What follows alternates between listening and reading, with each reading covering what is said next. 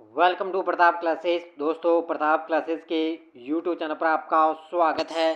तो अपना टारगेट है वर्दी लेकर रहेंगे राजस्थान पुलिस 2024 और आज का अपना टॉपिक रहेगा भारत की प्रमुख जलवायु और वन लाइनर प्रश्न के माध्यम से अपने ये छोटे छोटे टॉपिक जो है कवर करते जा रहे हैं और ये प्रत्येक क्लास है जो राजस्थान पुलिस रामबाण वीडियो आपके लिए साबित होंगे और वही मैं जलवायु से संबंधित वही मुख्य मुख्य फैक्ट मैं लेकर आया हूँ जो परीक्षा की दृष्टि से महत्वपूर्ण है। तो बढ़िया तरीके से आप ये जो छोटी छोटी मैं आपको ये सीरीज डेली करवा रहा हूँ, बस आप कंटिन्यू देखते रहना। आपका ज़्यादा जो है समय खराब भी नहीं होगा और आपको छोटे छोटे टॉपिक कवर भी होते जाएंगे। पीछे का मैंने पेपर देखा था 2022 के अंदर हुआ था, उसी के अकॉर्डिंग मैं आपको ये क्वेश्चन करवा रहा हूँ ताकि आपको बढ़िया तरीके से ये रिवाइज होते जाएंगे। तो सभी साथी एक बार सेशन को लाइक शेयर करेंगे और जो साथी हमारे चैनल पर नहीं है तो जरूर आप उनको सब्सक्राइब करें और इसके पास ले बेल आइकन का घंटा दबाएं ताकि हम जैसे वीडियो अपलोड करें उसका नोटिफिकेशन आप तक पहुंच जाएगा। तो स्टार्ट करें। देखिए वन लाइनर क्वेश्चन, भारत की जलवायु किस प्रकार की पाई गई है? तो भारत के अंदर ध्यान रखना, भारत के अंदर जलवायु है मानसूनी प्रकार की। किस प्रकार की है? भारत की जो जलवायु है वो मानसूनी प्रकार की जलवायु पाई जाती है। मानसून शब्द की उत्पत्ति किस शब्द से हुई? तो ये हुई है अरबी शब्द मौसम से। ये ध्यान रखना, अरबी का शब्द है मौसम और उससे ही मानसून शब्द की उत्पत्ति हुई है। कई बार क्या है एग्जाम के अंदर इस तरह के क्वेश्चन है ना, ये कथन से रिलेटेड पूछे जा सकते हैं, तो कथन से भी संबंधित आ सकते हैं। नेक्स्ट देखो, मौसम किसे कहते हैं? मौसम मौसम बोलते हैं एक सीमित क्षेत्र के अंतर्गत समय विशेष में वायुमंडल की दशा को। किसको बोलते हैं? एक सीमित क्षेत्र के अंतर्गत समय विशेष में जो वायुमंडल की दशा होती है उसको बोलते हैं मौसम। और जलवायु किसको बोलेंगे? जलवायु बोलते हैं विस्तृत क्षेत्र एवं लंबी समयावधि में मौसम की अवस्थाओं एवं विविधताओं का कुल योग है, वो जलवायु कहलाती है। कई बार क्या है इस तरह से एग्जाम में कथन असत्य असत्य असत्य का कथन पूछ लिया जाता है। तो मौसम किसे कहते हैं ये पता होना चाहिए आपको और जलवायु किसे कहते हैं ये भी आपको पता होना चाहिए। नेक्स्ट देखो, भारत में कर्क रेखा के दक्षिण में स्थित भाग किस कटिबंध के अंतर्गत आता है? भारत में कर्क रेखा के दक्षिण में जो स्थित भाग है ना वो किस कटिबंध के अंतर्गत आएगा? तो ये आएगा उष्ण कटिबंध में। किस में आएगा? उष्ण कटिबंध के अंतर्गत आएगा। भारत का उत्तरी भाग जो कर्क रेखा के उत्तर में स्थित है वो कौन से कटिबंध में आएगा? तो वो आएगा शीतोष्ण कटिबंध में।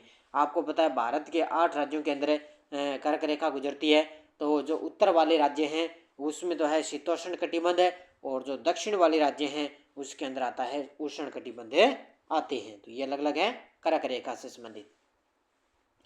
पश्चिमी जेट स्ट्रीम के हिमालय के उत्तर में विस्थापन के पश्चात भारत में किसका विकास होता है? पश्चिमी जेट स्ट्रीम के हिमालय के उत्तर में विस्थापन के पश्चात भारत के अंदर पूर्वी जेट प्रवाह का विकास होता है। किसका विकास होता है? पूर्वी जेट प्रवाह का विकास होता है। पूर्वी जेट प्रवाह की स्थिति लगभग कितने उत्तरी अक्षांश में ऋतुओं के अनुसार बदलती रहती है? तो ये 15 से 30 डिग्री उत्तरी अक्षांश। कितने? 15 से लेकर 30 डिग्री उत्तरी अक्षांश तक है। जो पूर्वी जेट प्रवाह की स्थिति है ना वो लगभग उत्तरी अक्षांश में ऋतुओं के अनुसार बदलती रहती है। भारतीय मानसून प्रकोष्ठ के लिए प्रमुख रूप से उत्तरदायी किसे माना जाता है? भारतीय मानसून प्रकोष्ठ के लिए प्रमुख रूप से उत्तरदायी किसे माना जाता है? तो ये माना जाता है पूर्वी जेट प्रवाह को। किसको माना जाता है? पूर्वी जेट प्रवाह को माना जाता है। तो इसका याद रखना, पूर्वी जेट प्रवाह। पूर्वी जेट प्रवाह के प्रभाव से दक्षिण हिंद महासागर में किस द्वीप के समीप उच्च वायुदाब का विकास होता है? तो ये मेडागास्कर द्वीप। किसमें? पूर्वी जेट प्रवाह का जो प्रभाव है ना उसमें दक्षिण हिंद महासागर में किस द्वीप के समीप उच्च वायुदाब का विकास होगा? मेडागास्कर द्वीप पर। किस उच्च वायुदाब के केंद्र से दक्षिण पश्चिमी मानसून की उत्पत्ति होती है? तो वो होती है पूर्वी जेट प्रवाह की। किस उच्च वायुदाब के केंद्र से दक्षिणी पश्चिमी मानसून की उत्पत्ति होती है? तो वो होती है पूर्वी जेट प्रवाह वायुदाब में। विषुवत वृत्त पर उष्णकटिबंधीय अभीषण क्षेत्र एक वाला वायुदाब क्या होगा, तो ये होगा निम्न वायुदाब वाला। जो विषुवत वृत्त पर है ना, उष्ण कटिबंधीय अभिसरण का जो क्षेत्र है वहां पर निम्न वायुदाब वाला वायुदाब है क्षेत्र वाला बनता है। मौसम विज्ञान विभाग इंडिया मेट्रोलॉजी डिपार्टमेंट कितने कारकों के आधार पर मानसून संभावित व्यवहार के बारे में लंबी अवधि का पूर्वानुमान लगता है, तो यह 16 कारकों के आधार पर है। जो मौसम विज्ञान विभाग है ना, वो 16 कारकों के आधार पर मानसून जो संबंधित व्यवहार के बारे में वो लंबी अवधि का पूर्वानुमान लगाता है। भारत में होने वाली मानसूनी वर्षा कैसी होती है, जो जून से सितंबर के दौरान होती है, तो वो है मौसमी वर्षा। ध्यान रखना, अगर भारत के अंदर जो मानसूनी वर्षा होती है ना, वो जून से लेकर सितंबर के दौरान होती है, और वो कौन सी वर्षा होगी, मौसमी वर्षा होगी। सर्वप्रथम मानसूनी हवाएं किस तट से टकराती है, सर्वप्रथम मानसूनी हवाएं किस तट से टकराती है, तो ये टकराती है केरल से। अभी आपको पता है मानसून की 1 मई से मानसून स्टार्ट हो जाएगा, लगभग इसी के आसपास 1 मई से अपने भारत के अंदर लगभग ये प्रवेश कर जाता है मानसून, तो ये सबसे पहले केरल के तट से टकराता है। निम्न में से राज्यों में किस राज्यों में जाड़े के मौसम में बारिश मिलती है, जाड़े का मतलब होता है सर्दी का जो मौसम होता है उसमें बारिश होती है, तो वो है तमिलनाडु। तमिलनाडु के अंदर सर्दी के मौसम में भी बारिश होती है। दक्षिणी पश्चिमी मानसून काल में किस स्थान में सबसे कम वर्षा कहाँ होती है, तो दक्षिणी पश्चिमी मानसून काल में किस स्थान पर सबसे कम वर्षा होती है, तो ये होती है चेन्नई के अंदर। अब इसी तरह आपको क्वेश्चन में सिंपल सा ही देखने को मिलेगा, अपने ये इस प्रकार ये पढ़े होते हैं ना, ये इस प्रकार की क्वेश्चन आएंगे एग्जाम में। भारत के किस भाग में सर्वाधिक दैनिक तापांतर पाया जाता है, तो ये पाया जाता है राजस्थान के मरुस्थलीय क्षेत्र में सर्वाधिक दैनिक तापांतर पाया जाता है। चेरापूंजी कहाँ पर स्थित है, चेरापूंजी है मेघालय के अंदर, जहाँ पर सर्वाधिक वर्षा होती है, तो सर्वाधिक वर्षा वाला स्थान है चेरापूंजी मेघालय में। आम्र वर्षा, आम्र वर्षा किससे संबंधित है, आम की फसल से आम्र वर्षा बोलते हैं इसे। इधर ना कर्नाटक और केरल के अंदर वहाँ पर वर्षा होती है ना, उसी वर्षा को बोलते हैं आम्र वर्षा बोलते हैं, कि आम की फसल के लिए लाभदायक होती है। उत्तर पूर्वी मानसून से सबसे अधिक वर्षा करने वाला राज्य कौन सा है, तो वो है दक्षिण तमिलनाडु। उत्तर पूर्वी मानसून से सबसे अधिक वर्षा प्राप्त करने वाला राज्य है दक्षिण के अंदर तमिलनाडु राज्य है, जिसमें उत्तर पूर्वी मानसून से सबसे अधिक वर्षा होती है। भारत की सर्वाधिक वर्षा मुख्यतः प्राप्त होती है पश्चिमी मानसून से। भारत के अंदर सर्वाधिक यानी कि सबसे ज़्यादा बरसात होती है ना, वो पश्चिमी मानसून से बरसात होती है।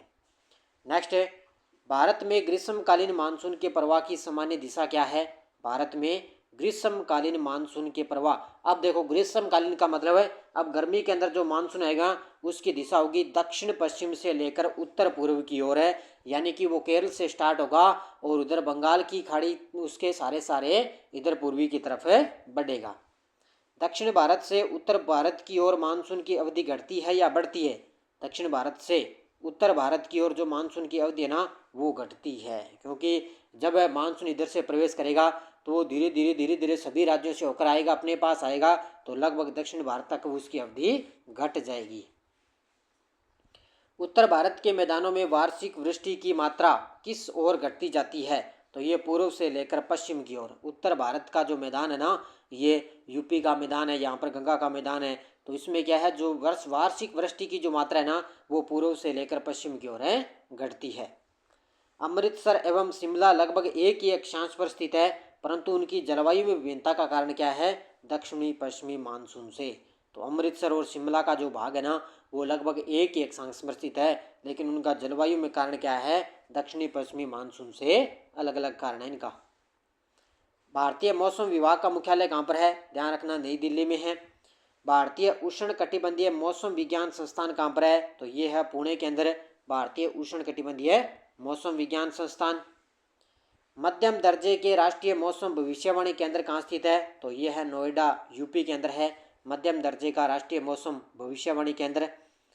पश्चिमी विक्षोभ भारतीय उपमहाद्वीप में जाड़े के मौसम में किस दिशा से प्रवेश करता है, तो ये करता है पश्चिम तथा उत्तर पश्चिम से। जो पश्चिमी विक्षोभ है ना जो इधर पाकिस्तान की तरफ से आता है भारतीय उपमहाद्वीप में, वहाँ पर सर्दी के मौसम में किस दिशा से ये प्रवेश करेगा, तो ये अपने पश्चिम और उत्तर पश्चिम से प्रवेश करेगा।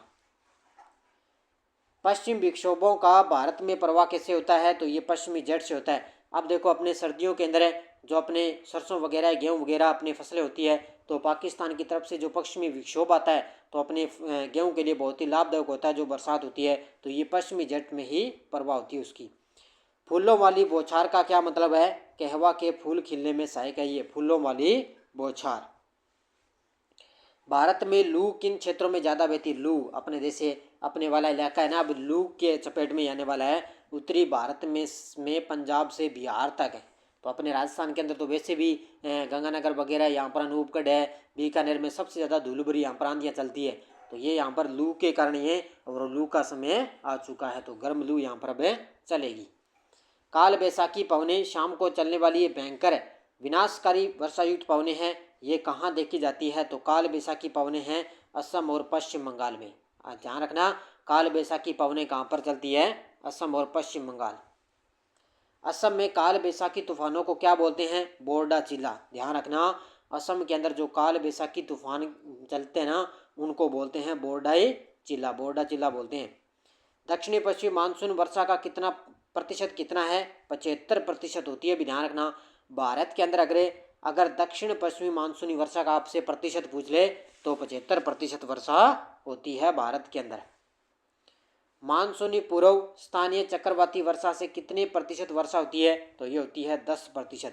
जो मानसूनी पूर्व आता है ना, मानसूनी पूर्व है, स्थानीय जो चक्रवाती वर्षा है उससे 10% ही वर्षा होती है। प्रत्यावर्तित मानसूनी वर्षा के द्वारा कितने प्रतिशत तक वर्षा होती है?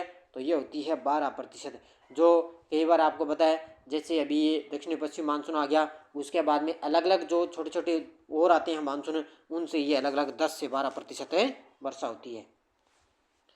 पश्चिमी विक्षोभ द्वारा कितनी होती है? तो लगभग 3% होती है, क्योंकि पश्चिमी जो विक्षोभ है ना वो पाकिस्तान की तरफ से ये वर्षा इधर से आती है। तो लगभग अपने गंगानगर वगैरह, ये बीकानेर वगैरह, बस यहीं तक इसकी पहुंच होती है। तो यहीं पर इसकी लगभग राजस्थान के ये उत्तर पश्चिम में लगभग वर्षा इसकी होती है। क्या कारण है कि भारत में मानसूनी वर्षा के द्वारा कोलकाता में 119, सीएम पटना में 105, इलाहाबाद में 76, दिल्ली में 55 तक ही वर्षा होती है? तो ये समुद्र से दूरी बढ़ने के साथ मानसूनी वर्षा घटती है। तो ये बहुत दूर है, इसलिए समुद्र से दूरी होने के कारण यहाँ पर मानसूनी वर्षा घटती है। भारत की कृषि प्रधान अर्थव्यवस्था किस पर अधिक निर्भर करती है? तो मानसूनी वर्षा पर है। कृषि है ना, कृषि फसलें वगैरह वो सबसे ज़्यादा मानसूनी वर्षा पर ही निर्भर होती है। भारतीय मानसूनी की उत्पत्ति संबंधित सिद्धांत को किसने प्रतिपादित किया था? ध्यान रखना, एडमंड हेली ने। किसने? भारतीय मानसूनी की जो उत्पत्ति है ना उससे संबंधित जो सिद्धांत है वो दिया था, एडमंड हेली ने दिया था। एशियाई मानसून की उत्पत्ति की व्याख्या प्रतिपादन एडमंड हेली ने कब किया? 1686 में। तो ये 1686 में। ग्रीष्म काल में सूर्य की किरणें कर्क रेखा पर लंबवत पड़ती है, जिसके कारण यहाँ केंद्र का विकास होता है निम्न वायुदाब का। अब ये उच्च वायुदाब, निम्न वायुदाब, इसके बारे में पढ़ लेना बढ़िया तरीके से। तो ग्रीष्म काल में जो सूर्य की किरणें कर्क रेखा पर लंबवत पड़ती है तो यहाँ पर अगर आपको पता है निम्न वायुदाब का केंद्र बनेगा। ठीक है, अब देखो अगला क्वेश्चन। दक्षिण पूर्व व्यवहारिक पवनें किस बल के प्रभाव के कारण दाहिनी ओर मुड़ जाती है और उनकी दिशा दक्षिण पश्चिम हो जाती है? तो वो है कोरियस बल के कारण। ये कई बार आता है भी, कोरियस बल है ना उसके प्रभाव से ये दक्षिण पूर्व जो व्यवहारिक पवनें है ना ये उनकी दिशा दक्षिण पश्चिम में हो जाती है। मानसून का गत्यात्मक सिद्धांत जो मानसून की उत्पत्ति के बारे में कारण बताता है तो वो है भूमंडलीय पवनों तथा वायुदाब पेटियों का मौसमी स्थानांतरण। ये याद रखना है। इसके अलावा मानसून के गत्यात्मक सिद्धांत का प्रतिपादन किसने किया? तो ये फ्लोन द्वारा 1951 के अंदर मानसून के गत्यात्मक सिद्धांत का प्रतिपादन किया। विश्व में सबसे अधिक वर्षा किस क्षेत्र में होती है? तो मोनसिनराम चेरापूंजी जो मेघालय के अंदर है ना वहाँ पर है, विश्व में सबसे अधिक वर्षा होती है। ये कई बार आता है एग्जाम में। कोंकण के तट पर औसतन वर्षा कितने सेंटीमीटर से अधिक होती है? तो 200 सेंटीमीटर। कोंकण का जो तट है ना वहाँ पर औसतन वर्षा लगभग 200 सेंटीमीटर तक वर्षा होती है। और मालाबार क्षेत्र में कितनी होती है? मालाबार जो केरल का भाग है ना इधर, वहाँ पर होती है 250 यानी कि 250 सेंटीमीटर तक है मालाबार क्षेत्र में वर्षा होती है। भारत के कुल भौगोलिक क्षेत्र का कितने हेक्टेयर बाढ़ प्रवण है? तो ये 40 मीटर हेक्टेयर है, 12%। तो भारत का कुल जो भौगोलिक क्षेत्र का कितने हेक्टेयर बाढ़ प्रवणन की बाढ़ के क्षेत्र में आता है तो 40 मीटर हेक्टेयर है और 12% भाग है। केंद्रीय जल आयोग ने बाढ़ का पूर्वानुमान लगाना कब से शुरू किया? तो नवंबर 1958 से। जो केंद्रीय जल आयोग है ना, उसने बाढ़ का पूर्वानुमान लगाना कब से शुरू किया? नवंबर 1958 से। इसके अलावा राष्ट्रीय बाढ़ नियंत्रण कार्यक्रम की शुरुआत कब की गई? तो ये की गई थी 1954 में। ये पूछा जा सकता है, राष्ट्रीय बाढ़ नियंत्रण कार्यक्रम की शुरुआत कब हुई थी? 1954 में। भारत को उष्ण कटिबंध और उपोष्ण कटिबंध में विभाजन करने के आधार पर मानी गई जनवरी की समताप रेखा कितनी है? 18 डिग्री सेल्सियस। कितनी है? 18 डिग्री सेल्सियस। भारतीय मानसून मौसमी विस्थापन से इंगित है, जिसका कारण है स्थल तथा समुद्र का विभेदी तापमान। भी भारतीय मानसून है ना, वो मौसमी विस्थापन से इंगित है और इसका कारण क्या है? स्थल और समुद्र का विभेदी तापमान। अमृतसर और शिमला लगभग एक एक स्थान पर स्थित है, परंतु ये मैंने आपको बता दिया ऊंचाई में भिन्नता है। ठीक है, अलग अलग है ये। पूरे वर्ष 30 डिग्री नॉर्थ और 60 डिग्री साउथ अक्षांशों के बीच बहने वाली हवाएं क्या कहलाती है? तो वो कहलाती है पछुआ हवाएं। पछुआ पवनें कहलाती है। पछुआ पवनें हैं 30 से लेकर 60 के बीच में पछुआ पवनें। भारत के उत्तर पश्चिमी क्षेत्र में शीतकालीन वर्षा लाने वाली आर्द्र वायु संहिता पछुआ पवनों के भाग है। सही है या गलत है? तो ये है सही। यानी कि भारत का जो उत्तर पश्चिमी क्षेत्र है ना, उसमें शीतकालीन वर्षा लाने वाली आर्द्र वायु पछुआ पवनों का ही भाग है। ये है सही बात है। भी अपने भारत के अंदर जो उत्तर पश्चिमी से अगर वर्षा होती है ना, तो वो किस पवनों की आएगी? वो पछुआ पवनों की ही बरसात होगी। ये कथन है सही है। तो ये थी आज की अपनी क्लास है। इसमें कुछ मैंने वर्ल्ड की जलवायु भी बता दी और भारत की प्रमुख जलवायु मैंने करवा दी। ये वन लाइनर क्वेश्चन में आपके लिए रामबाण साबित है। वीडियो बड़ा निचोड़ है आपके लिए, बस सिंपल आपके लिए मैं पॉइंट आपको ये करवा रहा हूँ। से देखना, यहीं से भी घुमा फिरा कर एक आधा क्वेश्चन आपको देखने को मिलेगा। अलग अलग आएंगे। एक देख लेना नदियों से क्वेश्चन आ जाएगा, एक झीलों से आ जाएगा, एक मैंने जलवायु से करवा दिया। अब कुछ जो पर्वत पहाड़ियाँ हैं ना, पर्वत वगैरह है, उनकी चोटियाँ हैं, वो भी मैं आपको कल तक करवाऊंगा। उनसे भी क्वेश्चन है एग्जाम में आता है। तो सभी साथी एक बार वीडियो को जाते लाइक शेयर करेंगे। धन्यवाद। जय हिंद, जय भारत।